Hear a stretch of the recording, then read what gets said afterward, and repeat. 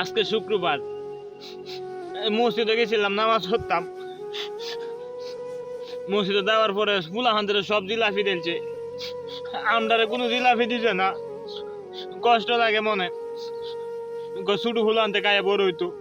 আমি কি ছোট না? আমারে দিছে না, আমার দিত না বুঝলে।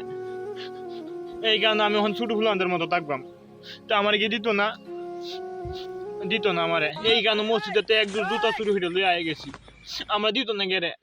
এই ইমান সাহেব দিছে না, ইমান সাহেব জুতা লই আয়ে গেছি চুরি হইতে। অন ইমান সাহেব বিচাইব না, অন তাহলে আমার প্রত্যেকবার জিলাপি দিব আগে। আমার জিলাপি দিত না মসজিদে, সব মানুষ লইয়া যাবো ছোট ছোট ফুলানদের দেলা। একটা জিলাপি দিত না, খেজুর দিব, এটা দিব, হেটা দিব, কিছু দিত না আমরা। সব ছোট ফুলানতে গাইব, আর বুড়া বুড়া বুড়া বুড়া ইতান গাইব, চুল ফাঁকি গেছে গা, দাড়ি ফাঁকি গেছে গা, ইতান দিব সব জিলাপি। আমরা দিত না, আমরা কি ছোট মানুষ না? আমরা জিলাপি খাইতাম না?